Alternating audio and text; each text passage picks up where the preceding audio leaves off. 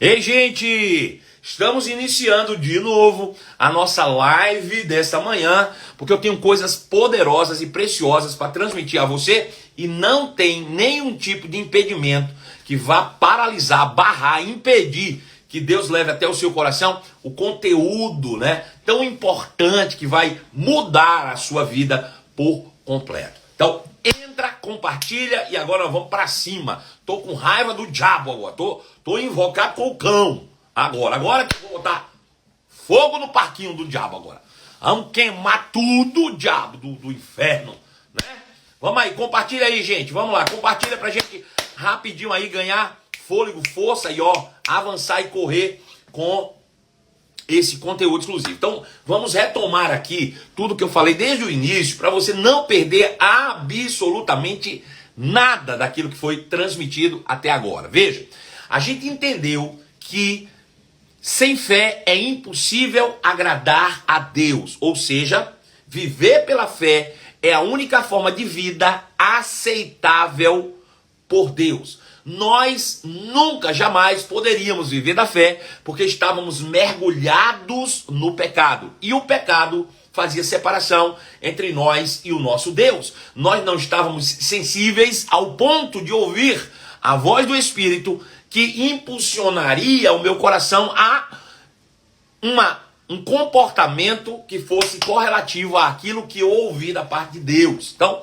obviamente, dentro dessa perspectiva, nós não tínhamos condição. Mas Jesus, vindo, nos resgatou do império das trevas e nos colocou de volta no reino do Filho do seu amor. Hoje nós estamos inseridos num contexto de reino. O reino de Deus foi restabelecido sobre a terra e nós, os seus representantes legais, devemos, de fato, assumir total responsabilidade sobre isso. Por isso, a Bíblia diz que aqueles que receberam a abundância da graça e o dom da justiça, estes reinarão em vida por meio de um só, a saber, Jesus Cristo de Nazaré. Agora veja, está escrito em Romanos, capítulo de número 5, verso de número 17. Romanos 5, 17, diz que os que receberam a abundância da graça e o dom da justiça, estes reinarão em vida por meio de um só, a saber, Jesus Cristo. Esse fomos nós. Nós recebemos a abundante graça e o dom da justiça, tudo isso pela fé. Nós cremos, ouvimos a palavra, cremos com o coração, confessamos com a boca e então nascemos de novo, recebemos a abundante graça e recebemos a justificação que nos foi dada de forma gratuita, como um presente, né? Uma dádiva, um presente de Deus. Então aqueles que receberam a abundante graça e o presente da justiça, estes agora reinarão em vida. Agora veja, o justo viverá pela fé. Você só pode reinar em vida quando você vive de fato pela fé. Quando nós vivemos pela fé, nós estamos vivendo a vida original, pensada por Deus para toda a raça humana. É por isso que a única forma aceitável de vida diante de Deus é uma vida de fé. Se você não vive pela fé, meu irmão, e o que é não viver pela fé? É viver diferente ou de uma maneira diferente daquilo que o padrão bíblico estabelece. Se você vive segundo o padrão do mundo, então você está em pecado.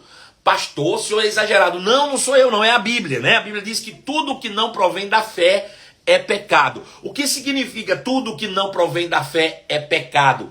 A fé, irmão, é resultado daquilo que eu ouço da palavra de Deus. Eu ouço a palavra e isso gera uma convicção tão grande no meu coração que eu sou impulsionado a uma ação correspondente. Se as minhas ações correspondem ao que a palavra de Deus diz, então eu estou andando pela fé. Se as minhas ações correspondem àquilo que o mundo diz, então eu estou andando segundo o padrão do mundo, não estou andando pela fé e isso configura pecado.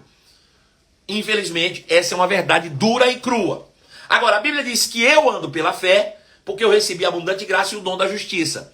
Agora, se eu recebi a abundante graça e o dom da justiça, agora eu tenho como responsabilidade reinar em vida.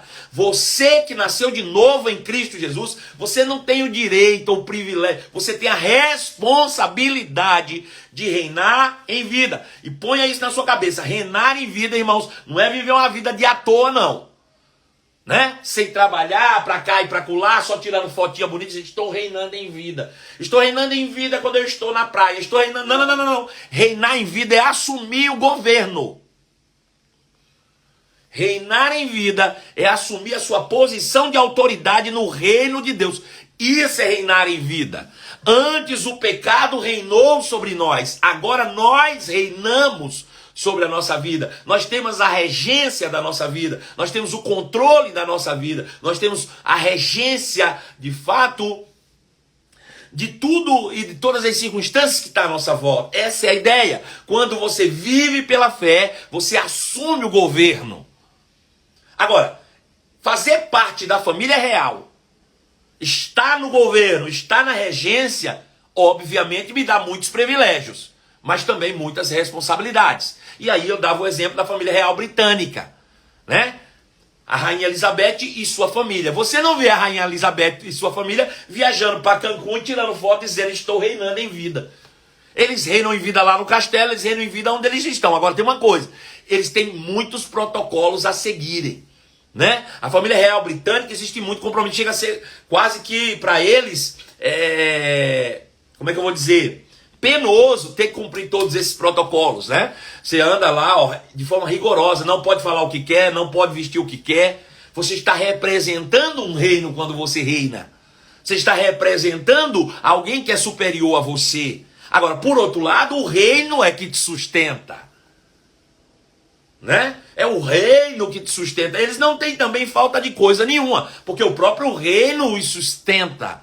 Então aqueles que receberam a abundante graça e o dom da justiça, estes reinarão em vida por meio de um só homem, a saber, Jesus Cristo. Nós devemos reinar em vida. Nós devemos assumir o controle e o governo do reino de Deus sobre a terra. É isso que nós precisamos, de fato, entender o que a Bíblia está dizendo. Agora, para a gente entender isso, a gente vai precisar pensar um pouquinho, ou voltar a pensar um pouquinho sobre a concepção da raça humana sobre a terra, né? Porque quando nós fomos resgatados por Cristo, nós somos resgatados à originalidade. E aí passamos a viver pela fé. Isso mostra que a originalidade era uma vida de fé.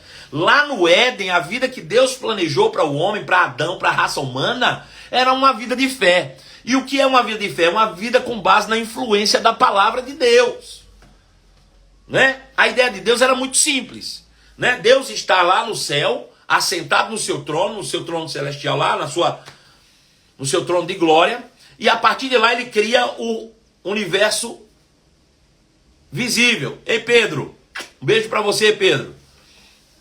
Então, Deus criou o universo visível. Dentro do universo visível, a terra, e ele deu ao homem a autoridade sobre a terra. Tem a ele domínio, governo sobre toda a terra. Então o homem passou a ser o governo. Aí Deus pega esse homem, ser espiritual, coloca ele dentro de um corpo físico e diz: governe, domine, subjugue a terra, vai lá. Como? A partir do que eu estou falando para você, você repete. Eu estou fazendo, eu estou falando, você faz. Bom, quando a gente olha para Jesus, fica mais fácil de entender isso. Ele diz: eu não faço nada por mim mesmo, eu só faço o que eu ouço o Pai falar. Então veja, a ideia de Deus é que Jesus viesse para a terra, mas como homem aqui, ele estava representando Deus. Ele estava agindo não segundo as suas próprias vontades, mas segundo a vontade daquele que o enviou. Ou seja, quando Jesus agia, era Deus agindo por intermédio dele. Era a vontade de Deus que está lá no céu, exercida por Jesus que está aqui na terra. Então nós hoje precisamos entender que nós estamos nessa mesma posição de reis e sacerdotes. Nós estamos na terra, porém, o objetivo de Deus é governar a terra através de nós. Sempre foi esse desde o princípio. Deus colocou o homem na terra para que ele pudesse governar a terra sem ele ter que vir à terra de forma presencial ou física, mas através da influência dele sobre a humanidade, ele estaria governando através de nós. Então, tudo o que eu preciso é me submeter à palavra de Deus, me submeter à influência de Deus, para que a vontade de Deus que está no céu seja estabelecida na terra por mim, que estou aqui. Aleluia. Isso é reinar em vida. Isso é o objetivo do ser humano. Esse é o objetivo da igreja, reinar, estabelecer o reino de Deus sobre a terra. Então veja, qual era a forma disso? Deus influenciando os seres humanos. Influenciando como? Por aquilo que ele falava. Né? Deus criou o homem e depois criou, Deus disse: sede fecundos, multiplicai-vos, enchei a terra. Ou seja, quando Deus está falando com o ser humano, ele está influenciando o homem com a sua palavra, com a palavra que sai da sua boca.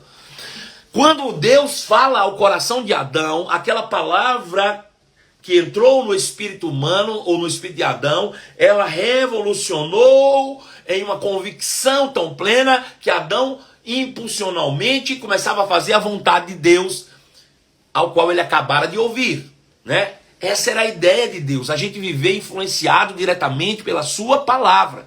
Tudo que Deus queria é que as nossas ações fossem, todas elas, um reflexo da sua vontade. As nossas ações fossem, de fato, o resultado da influência da palavra sobre nós. Se a palavra diz perdoe, eu perdoo. Se a palavra diz doe, eu dou. Se a palavra diz caminhe, eu caminho. Se a palavra diz para, eu paro. Então essa era a ideia. Nós não iríamos viver com base nas nossas vontades, e sim na vontade daquele que nos enviou. Nós estaríamos aqui, sim, como governos, como regência, porém, não para estabelecer a nossa própria vontade, mas a vontade daquele que nos enviou. Então, tudo que nós precisávamos era ouvir a palavra de Deus. Porém, Adão estava lá, ou na verdade Eva, andando pelo jardim do Éden, quando ela ouviu uma voz que disse assim: foi isso mesmo que Deus disse?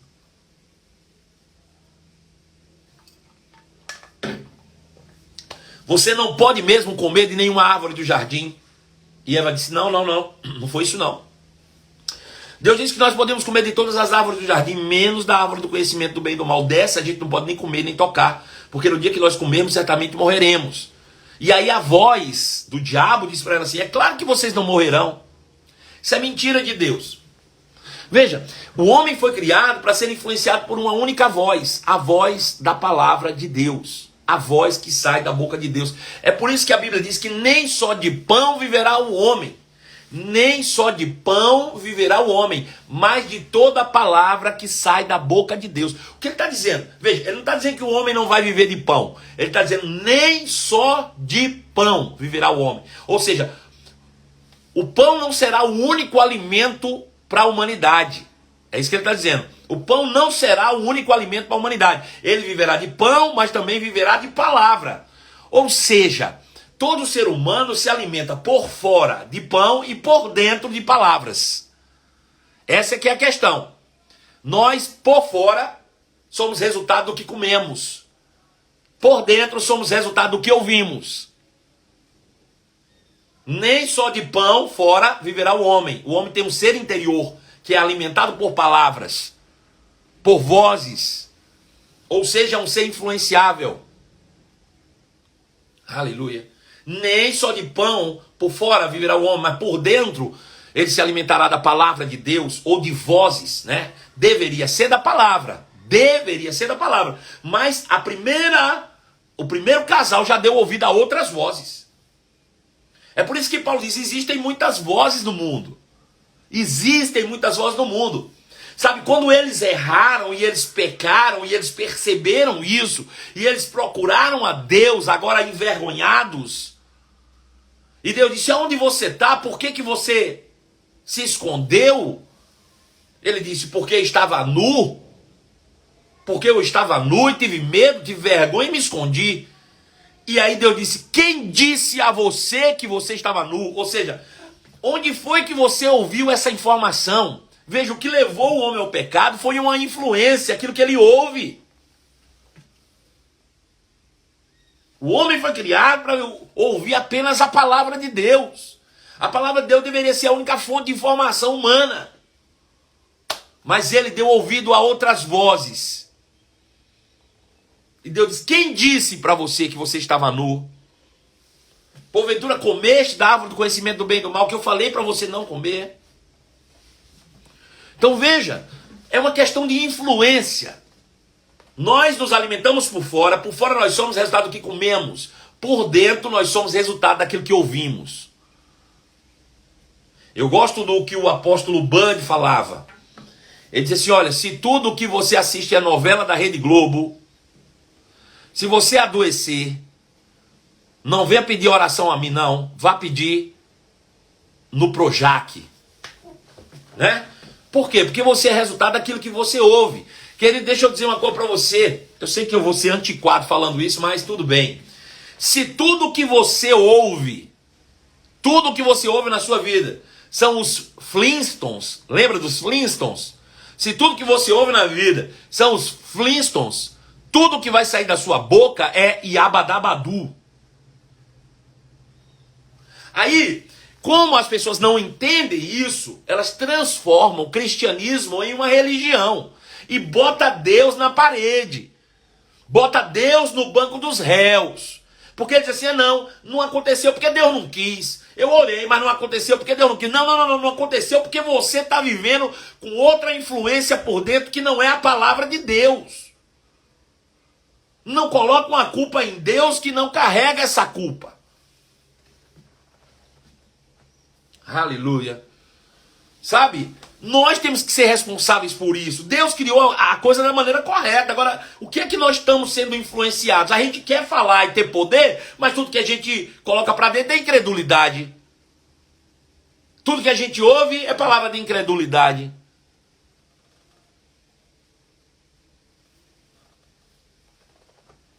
Aleluia. Então por que a igreja não tem desfrutado, né, das bênçãos do reino de Deus em sua forma íntegra, plena, propositada? Por quê? Porque tem se deixado influenciar pelo mundo. E quando eu digo influenciar, é deixar que entre nos seus ouvidos aquilo que não é a palavra. O salmista diz, olha, felicidade consiste não em você se submeter ao conselho dos ímpios, mas quando o seu prazer está na lei do Senhor, e nessa lei você medita de dia e de noite. Deixa eu dizer uma coisa para você, a sua mente não consegue pensar em duas coisas ao mesmo tempo. Se você decide meditar na palavra de dia e de noite, não tem espaço para entrar outra informação, não. Não tem, não. Não tem. Aleluia. Então veja, a gente precisa entender isso. Se não está funcionando, o problema não está em Deus, não. Está na forma que você está trabalhando. Você está querendo que Deus faça do jeito que você quer. E não é assim que as coisas acontecem. Existe um protocolo real, existe um protocolo do reino. Você precisa seguir o protocolo do reino para que você possa ser beneficiado por ele. Sabe, agora recentemente um dos príncipes herdeiros lá na Inglaterra decidiu abrir mão do título real. Ele achou que a vida dele lá fora é melhor, que ele não está afim de seguir os protocolos. Beleza, é direito dele. Só que ele perde todos os direitos do reino, de herdeiro. Você quer ir, vá, mas agora você vai ter que prover para você. O reino não vai te sustentar mais. É assim que a coisa funciona. Né? Você foi inserido num reino, você tem que viver para o reino, buscar em primeiro lugar o reino, deixar que a influência do reino tome conta de você e cumprir os protocolos do reino. Aí o reino se compromete com você e te dá tudo que você precisa. Mas se você decidir abrir mão da sua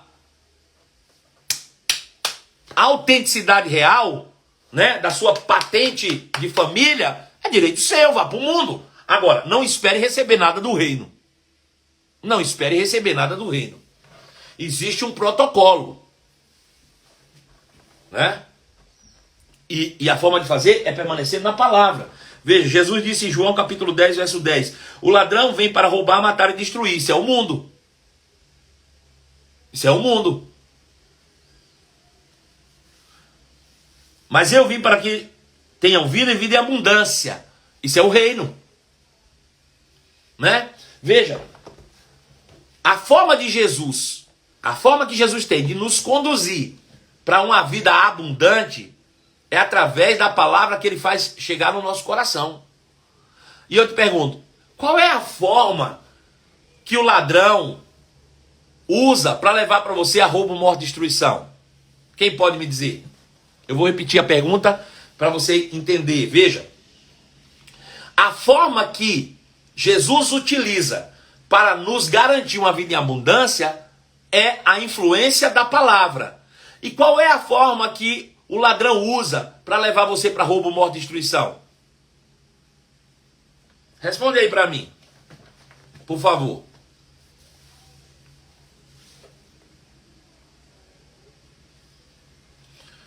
A mentira. É uma mentira mesmo. A mentira é uma mentira mesmo. O pecado vai dar nisso aí. O pecado já é a consequência da mentira. A influência do mundo, ponto final, é exatamente isso. Então, a influência da palavra me leva para uma vida abundante. A influência do mundo me leva para uma vida de roubo, morte e destruição. O apóstolo Paulo falou a mesma coisa. Tá parando aqui, travou, agora voltou. Pelo amor de Deus, hoje tá que tá, né? Hoje o negócio tá complicado por aqui, mas nós não vamos parar porque tá quebrando tudo hoje, né? A palavra tá vindo igual um martelo que esmiuça a penha, para arrebentar com o coração desses corações endurecidos, para que possam receber a palavra de Deus com toda a ênfase, né? Poderosa. Hoje nós não vamos parar não, nós vamos avançar, né? Vamos para cima. Então veja, é a forma que o diabo tem. O apóstolo Paulo falou a mesma, verso de número 5, 6. Romanos capítulo 8, verso 5, verso 6. Ele diz essa mesma coisa. Ele diz, olha, se você permite que a influência do Espírito, ou da palavra pelo Espírito, domine a sua mente, então você vai caminhar para uma vida plena. Mas se você permitir que a sua mente seja dominada pela influência do...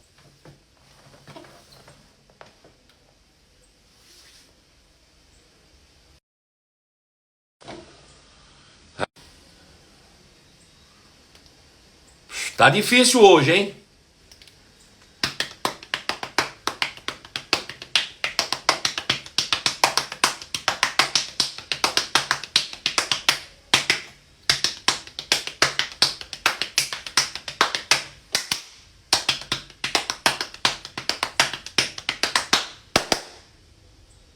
Melhorou aí?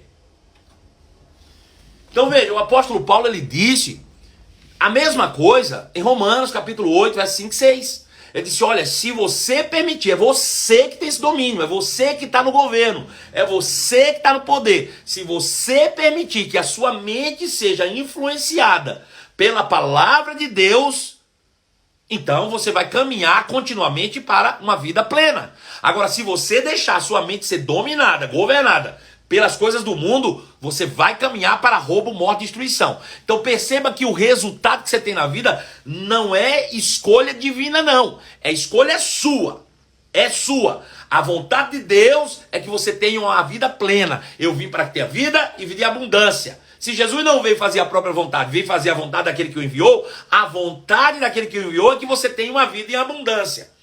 Agora, se isso é verdade na sua vida ou não, depende das suas escolhas. Depende das suas escolhas. Ou você vive da fé, e viver da fé é se deixar influenciar pela palavra, ou você vive da incredulidade, que é se deixar se influenciar pelo mundo. É isso que a palavra de Deus diz, né? Por que a igreja não tem desfrutado de uma vida abundante? Por que nós, uma vez que sabemos que tudo já foi conquistado, vivemos padecendo ainda algumas coisas? 2 Coríntios capítulo 1, verso 20, diz assim: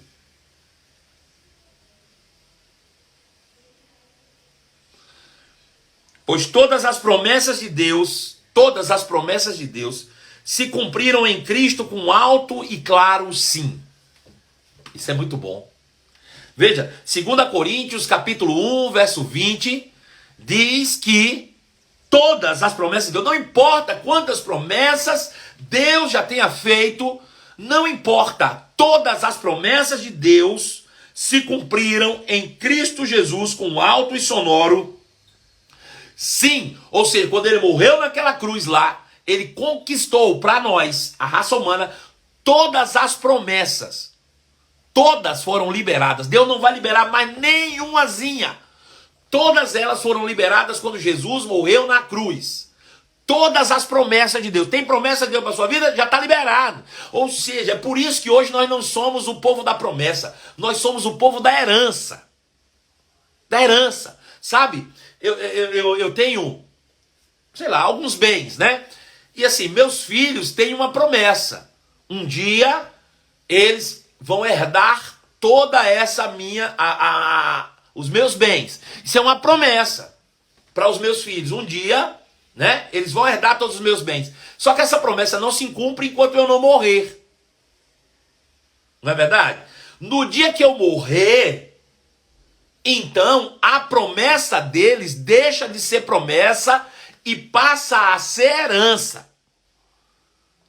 Deus fez inúmeras promessas à raça humana, mas nenhuma delas se cumpre até que Jesus morre. Quando Jesus morre, então se concretiza. Nós deixamos de ser o povo da promessa e passamos a ser o povo da herança. Hoje nós nos tornamos herdeiros de Deus, co-herdeiros com Cristo Jesus. Então, tantas quantas sejam, não importa quantas promessas Deus já tenha feito à raça humana, em todas elas nós recebemos o sim por meio de Cristo. Ou seja, todas essas promessas se tornaram herança. Porém, a Bíblia diz que é por meio de Cristo que confirmamos isso, de modo que nosso amém se eleva a Deus para a sua glória. Veja, todas as promessas legalmente se cumpriram em Cristo. Agora, se foi em Cristo, eu preciso viver em Cristo para tomar posse da herança. É isso que ele está dizendo. Veja, Marcelo, homem natural, viveu no pecado. E aí Cristo morreu por Marcelo naquela cruz. Então Marcelo morreu naquela cruz com Cristo. Quando Marcelo morreu naquela cruz com Cristo e ressuscitou no terceiro dia com Cristo, então Marcelo agora se fez herdeiro com Cristo de toda a herança a qual Deus predestinou para nós. Eu me tornei herdeiro com Cristo na ressurreição. Agora, eu só tomo posse dessa herança se eu abrir mão da minha vida e deixar Cristo viver por mim. Ou seja, é quando eu não vivo para satisfazer as minhas vontades, e sim eu vivo pela palavra para satisfazer a vontade daquele que me enviou, que agora a herança se torna disponível. Como é que eu tomo posse dessas verdades? É quando não mais vivo eu, mas Cristo vive através de mim. É quando a minha vida aqui na terra não está pautada nos meus sentidos, nos meus desejos naturais e terrenos, nas minhas vontades ou nos meus pensamentos, mas as minhas ações na terra estão pautadas naquilo que Deus disse. Ou seja, é quando eu decido trazer a vontade de Deus do céu para a terra. E aí você olha para mim e diz, pastor Marcelo, você gosta de estar aqui todo dia, né, pregando. Não, não é uma questão de gostar, é uma questão de necessidade de Deus. Se Deus tem necessidade de falar para você 3 vezes por dia, então eu vou cumprir a necessidade de Deus na minha vida. A minha vontade é botar as pernas para cima ali e ficar deitado, futucando o nariz. Mas eu não estou aqui para fazer a minha própria vontade, eu estou aqui para fazer a vontade daquele que me enviou, e a vontade dele é pregar para você a palavra. Então eu estou pregando a palavra para você. E quando eu faço a vontade daquele que me enviou, então eu materializo a herança diante de mim. Então a cura ou a saúde divina passa a ser uma realidade na minha vida. Então a provisão financeira passa a ser uma realidade na minha vida. A paz, a alegria do Senhor passa a ser uma realidade na minha vida. Aleluia. Não importa quantas promessas Deus já tenha feito, Cristo conquistou todas elas. Mas para que eu possa desfrutar dessas promessas, eu não posso viver mais. Cristo tem que viver em mim. Eu não posso viver mais significa eu não posso mais ter ações que correspondam só às minhas vontades. As minhas ações devem corresponder à vontade de Deus. Fazer distinção entre a minha vontade e a vontade de Deus. Pastor, mas isso é muito difícil. Não é não. É não. A vontade de Deus está na palavra. É quando a minha vontade for se equiparar à vontade de Deus que eu estou andando em condição de manifestar a herança. Jesus tornou isso claro. Ele disse, eu não estou aqui fazendo a minha própria vontade, estou aqui fazendo a vontade daquele que me enviou. Sabe, quando naquela noite ele estava para se entregar, aonde ele orou e os seus poros romperam com sangue, ele disse, Pai, a minha vontade é sair correndo. Pai, a minha vontade é cair fora daqui. Pai, a minha vontade é não ter que passar por isso. Pai, a minha vontade é não ter que ir para aquela cruz. Pai, a minha vontade é essa. Contudo, que não seja feita a minha vontade, e sim a tua. Porque eu não vim para cá para fazer a minha, eu vim para cá para fazer a tua. Então ele abre mão da sua vontade para fazer a vontade daquele que o enviou. Né? Aí, quando nós fazemos isso, tomamos posse. Tomamos posse da herança que nos cabe, que nos pertence. Agora, por que nós não desfrutamos? Porque a gente quer receber a herança, mas vivendo como plebeu. Né? É como se o príncipe lá que abriu mão do seu título real quisesse viver lá no mundo do jeito que ele quer, mas receber as provisões que vêm do reino da Inglaterra. O reino da Inglaterra disse: aqui não. Aqui não. Você pode ir, você é livre. Se você quiser ir viver sua vida lá, mas você vai ter que trabalhar e se virar. Então, deixa eu te dizer uma coisa. Se você quer viver segundo a sua própria vontade, seu próprio querer, com base na sua própria satisfação pessoal, achando que você é o dono da sua própria vida, se você quer viver como seu rei do seu mundinho particular, né, como o seu feudozinho particular, você é um deusinho da sua própria vida, se você quiser, viva, mas não espere receber nada do Senhor, não. Não espere receber nada do Senhor, não. Ó, dedinho. Não vai, não. Você só vai receber a herança do reino se você decidir viver como um cidadão do céu. Como alguém que verdadeiramente pertence ao reino. Você tem que botar isso na sua cabeça. Deus é um Deus legal. Deus é um Deus de justiça. Deus é um Deus de princípios. Ele não quebra os princípios só porque ele é Deus. Mas se ele quiser, ele pode fazer. Mas não vai. Se ele quiser, ele pode, mas ele não vai fazer. Por quê? Porque ele estabeleceu princípios. E se você quebrar os princípios, não tem. Não tem. Aleluia. Então, veja. Nós fomos resgatados do império das trevas e transportados para um reino. Então eu tenho que viver segundo o protocolo real e não segundo um escravo. Se eu viver segundo o escravo, mesmo tendo sido transportado para o reino, eu só vou ter o galardão do escravo. Agora, se uma vez transportado para o reino eu assumir o protocolo real, então eu vou de fato reinar em vida. Eu vou exercer a minha autoridade de governante, eu vou exercer, de fato, a minha regência e vou ser sustentado pelo reino. Eu vou buscar os interesses do reino em primeiro lugar, mas o reino vai, de fato, acrescentar tudo aquilo que eu tenho necessidade. É uma coisa óbvia, né? Então, veja, cristianismo não é uma religião, não, tá? Que você pensa do jeito que você quer e vai acontecer porque ele é Deus. Não, porque eu chorei 3 dias, Deus vai fazer. Não vai, não. Não vai, não. Não é o teu choro que muda Deus. É a tua fé que muda Deus. E fé não é uma coisa abstrata. Fé é uma ação correspondente àquilo que se ouve. Se as tuas ações aqui na terra correspondem àquilo que Deus disse no céu, então beleza, tu está andando pela fé. Aí você desfruta. Fora disso, não vai, não. Vai, não. Não vai, irmão. É por isso que a gente fica nessa história. Por que fulano teve, fulano não teve? Por que fulano foi curado, não foi? Por causa disso, ué. É uma questão legal, ué. É uma questão óbvia.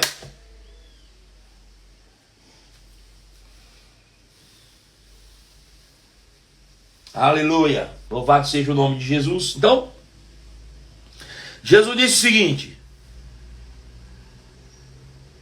João capítulo 15, verso 7. João 15, 7, ele disse: ora, se vocês permanecerem em mim, se vocês permanecerem em mim, e as minhas palavras permanecerem em vocês, você permanece em Cristo, consciência da salvação, e a palavra dele permanece em você, vida de fé.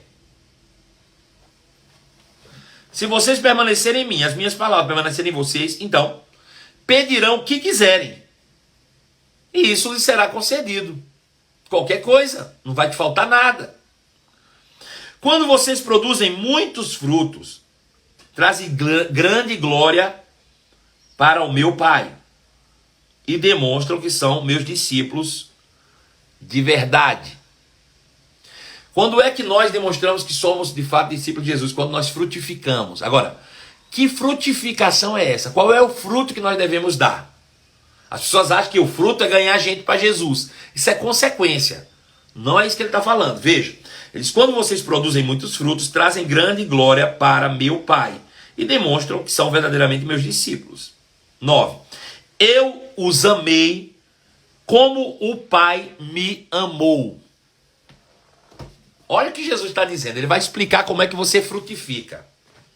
Ele está dizendo, eu amei vocês como o Pai me amou. Agora eu te pergunto aqui, qual ação se deu primeiro? Primeiro foi Jesus que nos amou ou primeiro foi o Pai que amou Jesus? Quem pode me responder aqui? Primeiro foi Jesus amando os homens ou primeiro foi Deus amando Jesus? Quem pode me dizer?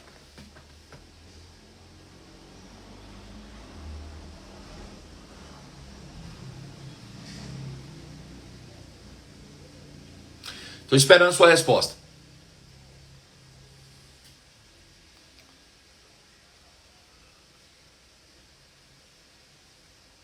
Vamos lá. Enquanto você me dá a sua resposta, deixa eu responder a Flávia aqui. Ela está dizendo, qual é a diferença de crer e de positivismo? É porque o positivismo não tem base legal. Positivismo é dizer, eu vou ficar rico. Bom, quem te falou isso? Não, eu que estou dizendo. Então isso é positivismo. Mas se você disser, eu sou rico. Ei, quem te falou isso? Deus. Aonde? Na sua segunda carta aos Coríntios, capítulo de número 8, verso 7. Quando diz que Jesus era rico e se fez pobre por amor de mim. Para que por meio da sua palavra, ou por meio da sua pobreza, eu me tornasse rico. Então veja, a diferença entre fé e positivismo é que a fé se baseia no que Deus disse. O positivismo se baseia no que você acha. É só essa a diferença. Né? Ninguém respondeu para mim, né? Quem amou quem primeiro? Foi Jesus que nos amou primeiro ou foi Deus que amou primeiro Jesus?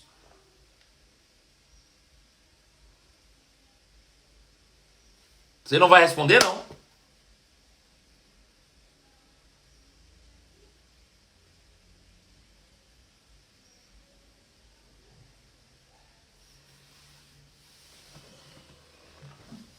Você não respondeu, eu vou responder para você.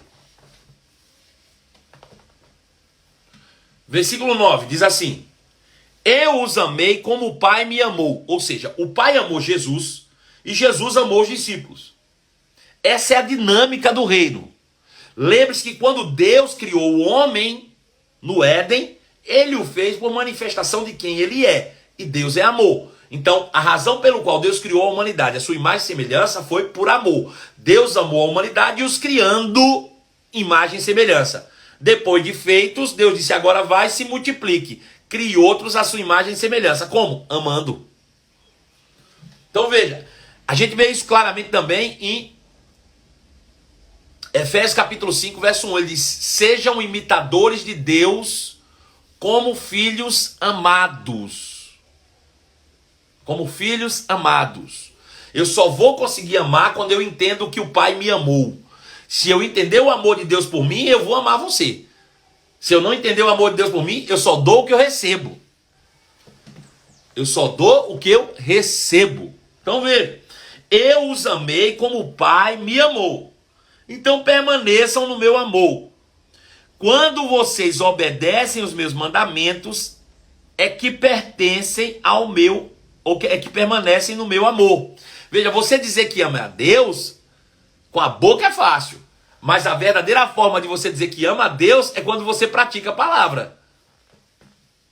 Né? É isso que Jesus está dizendo. Ele diz, você de fato me ama e ama a Deus quando você pratica o meu mandamento. Não é quando você fala, né? Oh, eu te amo. Não é quando você chora.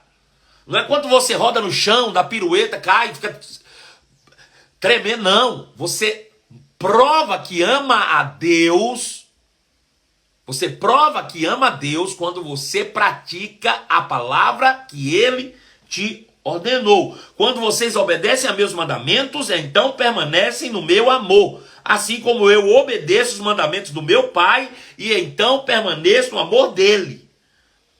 Eu lhe disse essas coisas para que fiquem repletos da minha alegria. Sim, sua alegria transbordará. Quer saber qual é o meu mandamento? Meu mandamento é este: amem uns aos outros como eu amei vocês. Então veja, o amor, irmãos, é a própria natureza de Deus em manifestação em nós. Quando a Bíblia diz ame o seu irmão, preste atenção nisso, que isso é uma revelação para você. Quando a Bíblia diz ame seu irmão, ele não está dizendo se apaixone por ele. Ele não está dizendo goste dele. Ele não está dizendo tenha admiração por ele. Quando ele diz ame seu irmão, ele está dizendo seja Deus para ele. Deus nos amou, irmão, quando não tinha admiração nenhuma por nós. Quando nós éramos pecadores, e ele nos amou entregando o seu filho. Nós devemos amar os nossos irmãos, sendo Deus na vida deles. Me entenda isso dessa forma. Aleluia. João capítulo 15, verso 12. Este é o meu mandamento: ame uns aos outros como eu amo vocês. Aleluia. Não existe amor maior do que dar a vida por seus amigos. Dar a vida por seus amigos. Essa é a ação divina, voluntária de nós. Então amar os nossos irmãos, não é gostar, não é se apaixonar. Amar os nossos irmãos é ser Deus na vida deles no bom sentido. É ser a expectativa, a esperança, o supridor. É servir, ainda que seja com a tua própria vida, o teu irmão. Essa é a expectativa de Deus. Não existe amor maior do que esse que dá a sua vida. Vocês serão meus amigos se fizerem o que eu ordeno. Já não os chamo de escravos, pois o Senhor não faz confidências a seus escravos. Agora vocês são meus amigos, pois eu lhe disse tudo o que o Pai me disse. Então veja, nessa expectativa, que é a própria natureza de Deus, e quando eu digo seja Deus na vida de alguém, pode te soar estranho, não pode? Eu dizer assim, amar é você ser Deus na vida de alguém. Pode parecer estranho, não pode? Pode ou não pode? Porém, qual é o objetivo de nós estarmos na terra, se não manifestar quem Deus é? Nós somos criados para ser a imagem e semelhança de Deus. Quando você quer apresentar Deus para alguém, não faça com o dedo para lá, faça com o dedo para cá. Olha aqui. Quem vê a mim, vê o Pai. Olha aqui, Deus tem que ser manifesto através desse aqui, Esse aqui foi criado para ser imagem e semelhança de Deus. Como é que eu fui criado para ser imagem e semelhança de Deus e a ponto Deus está lá? É porque eu quero fugir da minha responsabilidade. Né? É porque eu quero fugir da minha responsabilidade. Então amar é corresponder a essas expectativas que as pessoas têm. Né? É suprir-lhes as necessidades, é dar a sua vida por elas, é se entregar por essas pessoas, e isso é andar em fé e não em vista. Então veja, andar em fé é manifestar a própria natureza de Deus, que é amor. Então veja, dentro dessa perspectiva, a Bíblia diz que a fé opera pelo amor. O que é um amor? O amor é Deus, o amor é a natureza de Deus em nós. O que ele está dizendo? Ele diz que a fé opera quando você anda igual a Deus aqui na terra. Agora, para mim andar igual a Deus aqui na terra, eu preciso andar segundo o que a palavra de Deus diz. Quando Jesus pegou a palavra e disse, essa palavra sou eu, e eu vou fazer tudo o que a palavra diz, e ele começou a andar segundo o que a palavra dizia, as pessoas diziam, ele é Deus. Até hoje você diz, ele é Deus. Mas ele não era Deus, ele era um homem vivendo a plenitude da palavra e manifestando a imagem e a semelhança de Deus. Aleluia.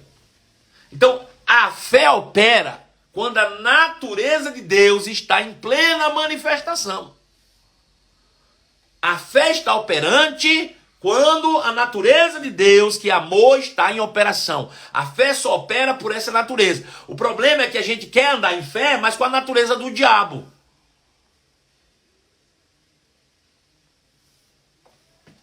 Não vai funcionar.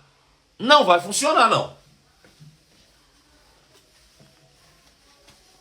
Sabe? E eu vou te dizer uma coisa que vai quebrar muito biscoito aqui. Sabe? Na maioria das vezes a gente fala o que impede, as pessoas pensam logo em pecados morais. Mas na maioria das vezes nem é isso, irmãos. Nem é isso.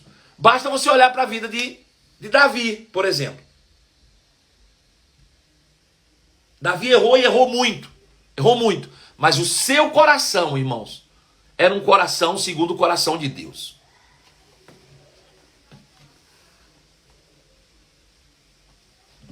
Erramos aqui, irmãos, muitas vezes nas práticas, por causa do que carregamos da vida terrena. Mas o que importa de fato para Deus é o que carregamos por dentro. Por dentro. Se nós tivermos essa consciência e dia a dia estivermos caminhando, nós estamos aperfeiçoando-nos a cada dia. Nós estamos tirando continuamente essa roupa que eu trouxe do mundo e vestindo todos os dias uma nova roupa que vem do céu. A fé opera quando você manifesta a natureza de amor. Pode parecer uma loucura isso, mas foi exatamente para isso que você foi criado. Para que você andasse na rua, Daiane. Daiane andando na rua e as pessoas dizem, olha Deus ali. Gente, você viu, Deus veio aqui. Ela é Deus, olha ali, ela é Deus. Mas não é porque você é Deus, é porque você é filha. E porque é filha, você foi criado em imagem e semelhança dele. E como imagem e semelhança dele, se reflete quem ele é. Você manifesta a natureza. E aí, manifestando essa natureza de amor, a fé opera de maneira natural. Você é Cristo na vida das pessoas. É exatamente isso aí. Seja Deus na vida das pessoas. Seja Cristo na vida das pessoas. Não aponte em Deus para lá. Aponte em Deus para cá. Afinal de contas, Deus está dentro de nós. Deus está dentro de nós. Dentro de nós. Aleluia. Então veja, Gálatas capítulo 3, verso 33 diz assim. Eu vou falar isso aqui e nós vamos terminar a noite, tá bom? Antes que o caminho da fé se tornasse disponível, hoje está disponível em Cristo, antes não estava, nós estávamos colocados sob a custódia da lei e mantidos sobre a sua guarda até que essa fé fosse revelada. Então veja, a lei foi um agente de custódia, né? A lei foi um depositário fiel para as nossas vidas. Quem entende aí de lei, né? Os advogados aí, me ajuda aí. A lei, ele foi um depositário fiel da humanidade. Deus colocou a lei como um depositário fiel, guardando a humanidade. Até quando? Até que Jesus se manifestasse e aí nós pudéssemos viver de novo pela fé.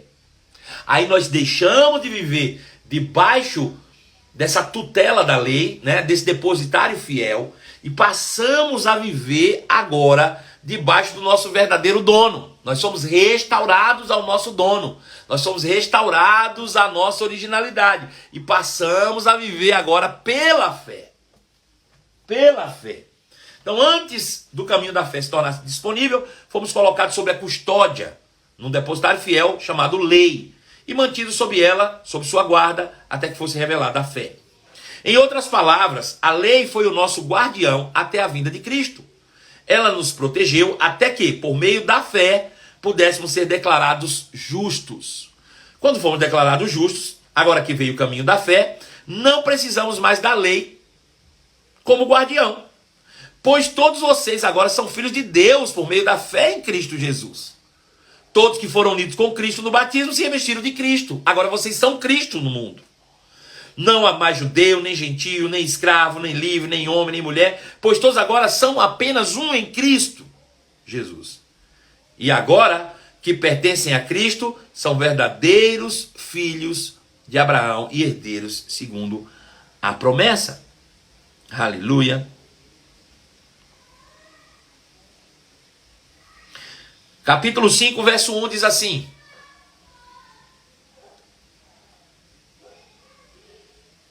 capítulo 5, verso 1 diz assim: portanto,